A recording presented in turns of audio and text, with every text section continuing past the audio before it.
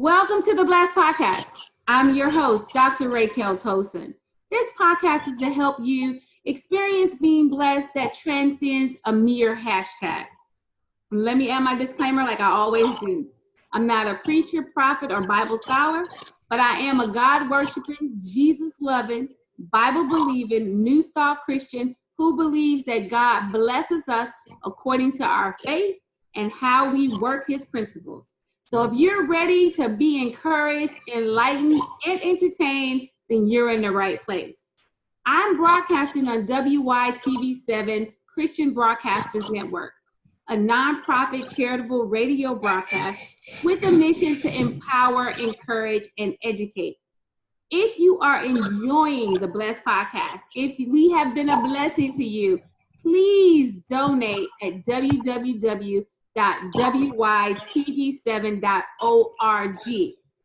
This month's podcast is brought to you by Tosin's Publishing. We have a new book, Ren's Affirmations. God is good and so am I. Listen, you have to affirm your children. You have to teach your children that they are made in the image and likeness of God, and that if God is good, then they are too. So get the book. Go to www.tosinbooks.com/shop, and you will find the book there. I promise you, you will not regret it, and your children will love it. Okay, so this month, we are talking about money. Now, we have talked about money mindset. We have talked about money management, wealth building. Today, we are talking about something that's really important: taxes and credit, but really taxes. It's April, so everybody know about it. And we have some leeway. We don't have to file our taxes on April 15th. We got some wiggle room. But taxes are important because taxes can wipe out all your money. So we got to figure out, first of all, we need to pay our taxes, because that'll send your butt to jail if you don't. But you want to learn how to, not have to pay so much in taxes. So we have with us Felecia Stevenson. She is a tax professional. And let me read some more of her. So she is a franchise owner of multiple Jackson Hewitt Tax Service offices in the Illinois area. Felecia lives in Chicago. In addition, she offers supportive financial services such as credit restoration, bookkeeping, and assistance with LLC formation. Let me tell y'all, I met Felecia through a group of about almost 30,000 women. But 30,000 people in a group, you can't meet everybody. But I tell you, God made us connect, and I'm so glad, because I wanted to bring her here so she could be a blessing to my audience. And we're going to talk about taxes and credit, because you can't talk about money and not talk about either one of those things. So Felecia, thank you so much for being here. Thank you. I appreciate you having me on your show. And yes, that is totally amazing how we were able to connect on a group of 30,000 women.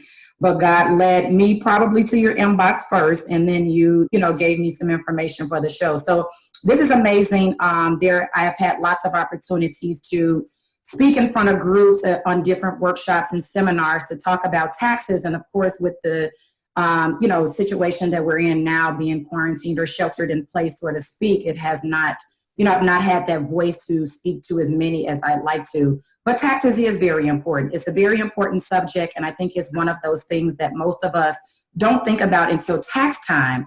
And particularly, which I know we want to talk a lot about from an entrepreneurial side, being an entrepreneur requires an entrepreneurial mindset. It requires a shift in your mindset, and that you have to think about things differently in so many realms, including your taxes and your finances and credit, also. And so that's one of the things that I love to talk about, and just help people to understand some of the things that they could do now to lift the burden come tax time. And it's not this huge, like, oh my God, I got to go file my taxes. Like, make it more, of a relationship. I tell people you have to have a relationship with your tax person.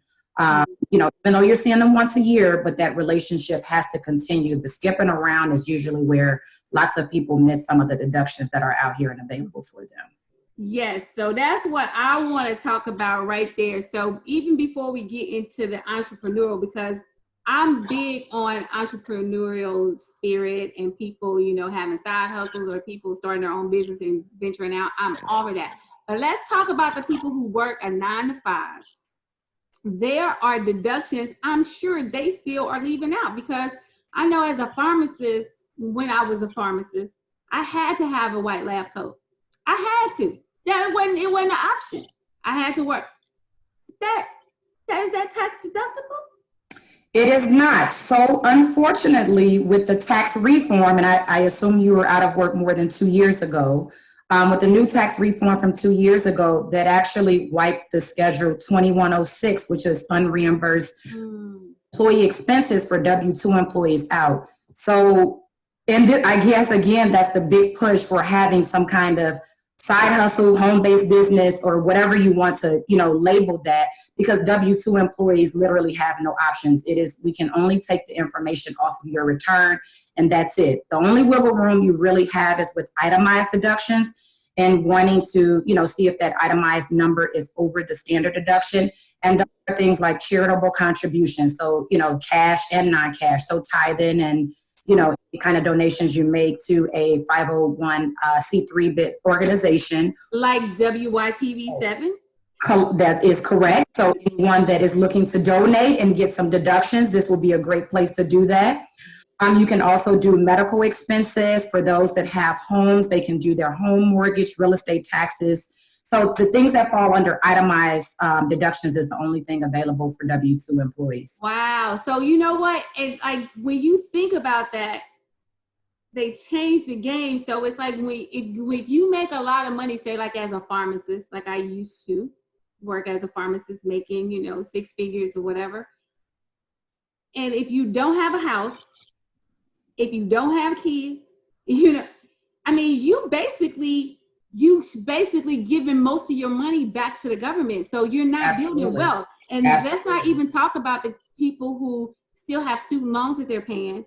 Like, correct. You cannot build wealth by just working, unless you real disciplined and you're not spending no money and you able to save it and invest it. But if you're not, if you have bills, you have your student loans, you got, a place to stay, your taxes are eating you up. So this is why I used to always share with people, side hustles. Yes. Side hustles. I mean, like when I think about my dad, and my dad used to sell everything. I remember he used to sell a little bit of everything. And then I used to be like, what is he doing? Why is he always going to a meeting? Why are these people in our house? Why he got this soap? But my dad knew Amway. My dad knew. He knew. And so I guess that having a father like that, it made me think differently about stuff. And I've tried all different kind of things too. And it probably, and I'm just, being open and honest right now, I really wasn't into it like I probably should have been to really make money, but I sure saw those tax benefits for that, Absolutely. And so I'm glad to have you as a tax professional, like really basically say the same stuff I've been saying. And even though you said something about like real estate, people need to buy homes. Yes. Right? Yes, absolutely. I mean, it's a tax write-off. I think so. Also, with part of the tax reform, the standard deductions double. Yeah. So in a case where you had, a single person, their standard deduction may have been $6,000. Well, now you have a house, so you have your interest, you have the mortgage insurance premium, you have your real estate. It was a lot easier to itemize. Now with those things being doubled, and for like a single person, again, is $12,000. People are finding it harder to find enough expenses to itemize, but I tell them, and again, this is where a relationship comes in with your tax person, because I could educate you. Like, don't just leave it at home because the last person told you it doesn't work. Bring it every year. Every year your tax situation change. Every year different laws are put into place. And that's where myself as a professional, that's my job as to teach. And I like to, this book here, Lower Your Taxes, great book. I learned so much from this. This guy here is Sandy Bakken.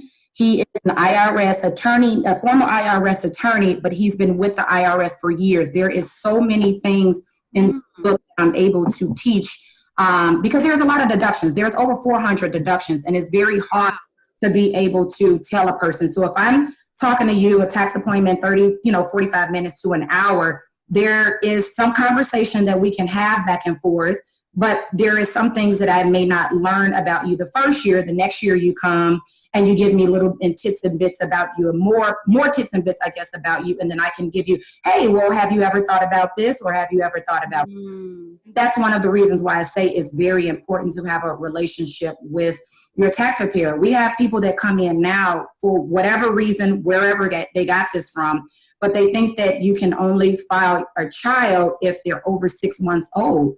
I've had several clients that almost missed it because they, in conversation, they mentioned having a kid, and I said, well, where's their information? You didn't put them on the form. Oh, I didn't know. I thought they have to be 6 months old or more. No, that's not a thing. So if you had a kid, delivered a baby, and they had on December 31st of the tax year, then you can claim them. It doesn't matter how old they are. And that's where I talk about having a relationship with your tax preparer and, us just being able to ask them questions. Now, everybody is not as open to questions. They're sometimes annoyed. And, you let them know that you're just trying to do the best for them. But there are lots of things you do learn throughout this process. And, that's what my staff and we try, we always want to be ahead of the game as much as possible so that we can feed you guys, taxpayers, and ourselves too, the information that is needed to lower our tax liability to the as possible. That's a girl. First of all, I'm so glad I got you on here. We just gonna talk a little bit to the people that are entrepreneurs, and I want to specifically talk about because right now we're in a time when most people can't go to work. People that do hair and nails can't open up their shops, but you know who working and probably working a lot? The people that's delivering food. That's right. No, what's that company? I know Uber Eats does it. It's another company. Uber Eats, DoorDash, Lyft, all of them. Yep. Those people are working. Now Absolutely. That is a legitimate side hustle or business, entrepreneurial thing, but they can write a lot of stuff off on their taxes, correct? That's correct. So those people are 1099 contractors, consultants, whatever you may have them. So they do fall into a category where the write-offs are available to them. So some of the things that, we would write off for them, their cell phone. They have to have their cell phone available to them to do, pick up their rides back and forth. There's phone bill. A lot of them provide some kind of snack or water or tissue or something that their clients can use. All of those things they can write off. Their mileage, that can be wrote off. A portion, depending on the expenses of their car, that can be a write-off. Some people, and a lot of people too miss the fact that when you buy a new car, you can write the sales tax off for your taxes. Ooh, okay. Those are deductions for, the Ubers, the Lyft drivers. You've seen a lot more of that, which you can probably, especially at the time now, you're seeing a lot more of that. And that is an area where you can take advantage and actually use some of the write-offs. And just, outside of that, there are lots of people that are still working that are running home-based businesses. Those you can use your home. You can write off the expenses, your mortgage, your rent, your light, your gas, your water bill. All of those things are, tax deductions that you can take to reduce your tax liability. And that's really when we talk about home-based businesses and, contractors and so forth, that's what you want. So even if you are a W-2 employee, as you stated the information earlier, being a pharmacist, no, I can't take the uniform and the shoes and all of that. But if they had a side business, now that becomes part of that. So let's say they do, something on the side. Now it opens up their home office as a deduction. They could open up their car, being able to take mileage as a deduction. Even for myself, and we can talk a little bit about different apps to track all of that. But because I have multiple business, I have apps that I can track all of that. So right now, my location setting is always on.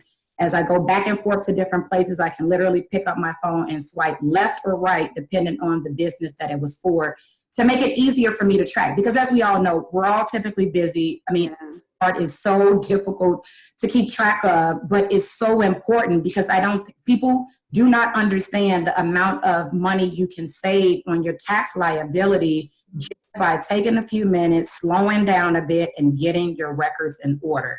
Yeah, you know what? Because I am bad about that. Because I always say, you know, I need to do it quarterly at least instead of waiting to the last minute. You know, and most of the time I try to like take all my receipts and put it all in one big thing. It's like really quarterly, so it's not a headache when it's tax time to get all that stuff done.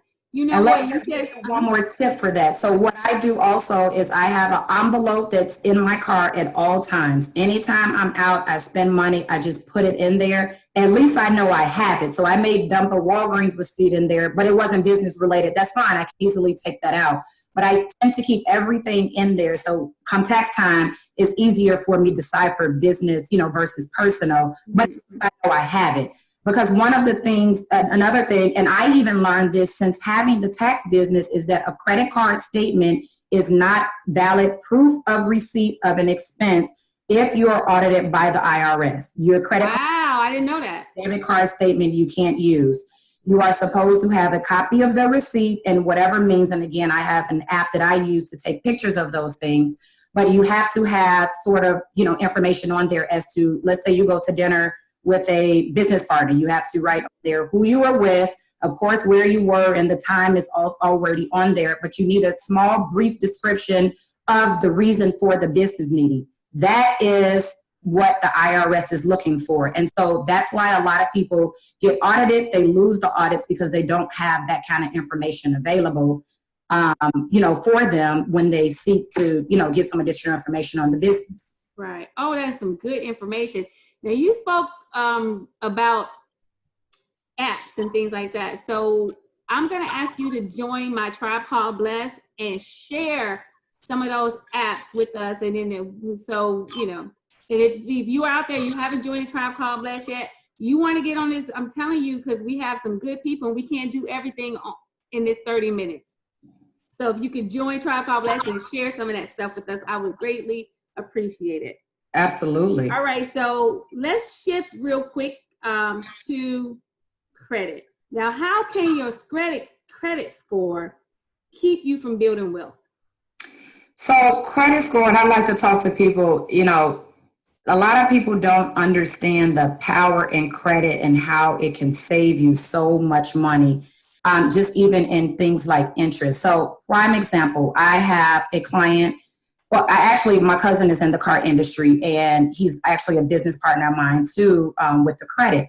And we were having some conversation preparing prior to all of what's happening now with the coronavirus. We were preparing to do a credit seminar together.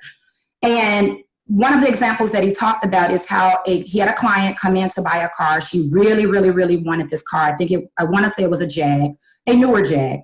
And because of her credit score being so low, her interest rate was almost 30%. Oh my gosh. So for him, you know, his heart was in it. And of course it could have been a sale to make money, but for him, it's like, do you really want to do this? Like, you know, invest a little bit into your credit, get your credit score down. You can cut your interest rate probably over half. And so she made a comment to him and said, well, this is my money. Let me do what I want to do with it. And from there, he just kind of let it go. He let her go with it. But he said it did not rest well with him, that the fact that she did not even understand the amount of interest that she would be paying. And that this was all laid out for her. If her credit score was at this point, what she would be paying in interest. If her, you know, at the rate that she had, what she was paying. And for her, it meant nothing. And so for me, that's where it becomes an opportunity to teach and, you know, help people understand how credit does affect your finances. You buy a $30,000 car, and when you're done paying with it on it in 7 years, and you paid $90,000, you've wasted a lot of money. You could have got, you know, taken a few dollars and invested in your credit score, got your credit score down, and purchased something with a better interest rate. And so that's the thing that I like to talk to people about. And, you know, one of the things that inspired me and pushed me in this direction to even get into the credit repair business is because with the taxes, I do tend to have a lot of low income families that come in, and they are getting the larger refunds, the $7,000, $8,000 refunds. And, you know, I'm always, you know, what are you doing with your refund. And some of them are wanting to start a business or buy a house or purchase a car. And my next question is, what is your credit like? And when they say it's low, that's an opportunity to now educate them on the reason why they should take their credit a little serious. And so it has been a great service for me to add and being able to talk to my clients. Yeah, I mean, it just makes a lot of sense because, you know, I tell people I like to share with, and I'm a proponent of buying real estate. Your credit needs to be good. So you can get, first of all, so you can even get a loan, but then so you can get a better interest rate, because that interest rate is it'll hurt you. Like if out here we paying 600,000+ for houses. So I mean, if you adding 5% as opposed to the 3%, that's a big deal on your mortgage. And then now the mortgage is too high, it's higher than the rent, because you can get, because rent is high out here. So a mortgage payment is about the same as rent, but if you add that extra, it take it over, and then people are like, well, I can't afford to get a house. Absolutely. So it's really important. You can't build wealth without your credit being better, unless you don't want to buy it. If you already got a house, you already got a car, you know, or if you're not trying to get credit cards or do whatever, then okay, you're right. But if you need those things, you need good credit. Yeah, absolutely. You need and that's why, you know, I partner with a lot of real estate agents, loan officers, mortgage brokers, car salesmen, and that's exactly what we do. Kind of, you know, they have someone that's unqualified, they send them to me, we get their credit in order and send them back. And this is why even more now, just partnering with a lot of real estate agents, you know, in some areas it's a little slower than others, but this is the time now that I tell them it's time now to work with all of your unqualified buyers. Just think about when this is all over, you'll have so many more people to work with, but also, you know, it's a partnership in that, you know, a lot of times when I'm working with them, it's, you know, I tell them it's easier for me to come in and do my part when you explain the beginning part of it, you know, ahead of time, and helping them understand the difference in the interest rates and how it could save them money in the end. But it is something that lots of people just do not think about until they need it. And, you know, my husband also, I mean, that is how we even came across this opportunity also, is that he was needing to get some things taken care of on his credit. He also has a trucking business in addition to what we have, and wanted, in order for us, we wanted to keep some of the cash, and he wanted to get a $10,000 loan to help purchase his first truck and trailer. And he had a bankruptcy on that was keeping him from making that purchase. And so he had, prior to us meeting, he paid someone $1,200, and he goes to the bank to get this loan, and he was denied. So he went to a second bank, he was denied. I said, well, babe, something is happening, because his credit score was not that bad. Mm-hmm. And to find out that the bankruptcy was back on there. And this is why I tell people, we shop around for our crab legs and lobster tails, but when it comes to our Social Security number, we just hand it out to anybody. Just hand it out to anybody. Here, you take all my personal information and you do what you need to do with it. So do some research on people, like I tell them before. And I get the same thing from a tax standpoint. We get people that come, you know, someone else have taken their money or they haven't received their refund. They come to us for questions. And, you know, while, yes, our fees might be a little higher than your norm, but you have so much more security. You can find us all year round. If you have a complaint, you can make that complaint. 9 times out of 10, there's not a lot of things that we are doing because we are in risk of losing our credentials and certifications to do certain things. And so you have to think about sometimes, is it worth it? And you know, it's the same thing with the credit. Is it worth you paying this person because they said they can get it done in 30 days? Nobody can get it done in 30 days. If it's done in 30 days, it's probably not permanent, because have longer than that. So with this program, great program, monthly payments, no huge upfront payments. So we won't ask you for $1,200 upfront. It's just a small $89 a month, no contract, nothing to it. And you're ready to cancel because your score or the items that you're looking to get deleted is off of there. Now you're where you need to be. Yeah. You know what? I really appreciate you. One of the things I hope people have heard, you are a businesswoman. You got all kind of businesses. Like when I was reading, you have multiple Jackson Hewitt tax franchises. I mean, your husband, you guys are about business. You're about doing a lot of business. So what would you be, we only got 5 minutes, so I want you to tell everybody how to find you, but I also want to tell you, I want you to share with people why you chose to be in business for yourself. Absolutely. So it has always been a passion of mine to be in business for myself. And for a while, I just couldn't figure out what I wanted to do. My passion has always been numbers. I've always been a numbers girl. I have a bachelor's and master's in finance, and I've always held finance and treasury positions. And so that's what I like. And I really have to say God at 2016, I said, and this is about this time last year, I said to God, I have to get out of corporate America. This is just not me. My passion is to empower, to inspire people to get their finances in order, through taxes, through credit, just helping them to save money.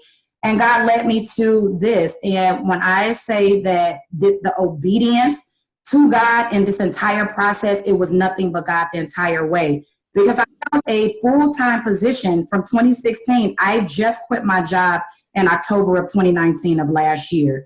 And so when I said that I wanted to do this, I knew it was going to be a tough thing, but my passion was always, enough for me to make it through. So for 3 years, I worked a full-time job.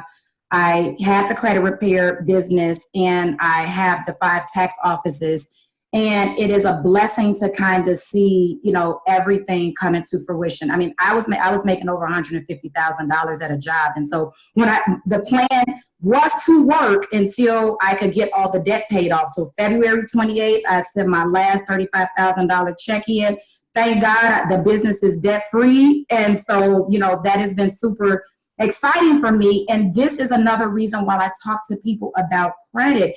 It's so important to save money, have multiple streams of income, and have credit. All of that has allowed me to where I am today. I didn't have enough money to pay these people for these franchises that I purchased, but God led them to me. They trusted me. I had enough, where I had a little saved up where I could give them a deposit. And the rest, that was it. The rest has been history. Awesome. It has definitely been great. Felecia. That's so awesome. Your story is very inspiring. We have to go. We do not have any more time. So please just tell everybody where they can find you if they need your help. Absolutely. You can give me a call at 773-359-3229. Again, that's 773-359-3229, and that's for both business, or you can find me on social media at Felecia Stevenson, and that's Felecia, and Stevenson is Stevenson. Thank you so much for having me. Oh my gosh, thank you so much, everybody. I hope you have learned something. If you didn't learn anything other than that, you need to be friends with a tax professional, because there's some things you need to know. Remember, what God has done for Felecia, He can do for you. Just remember that you can be blessed. You just have to put your mind and remember that you are blessed, because you are blessed. And just remember that. And we'll see you next week.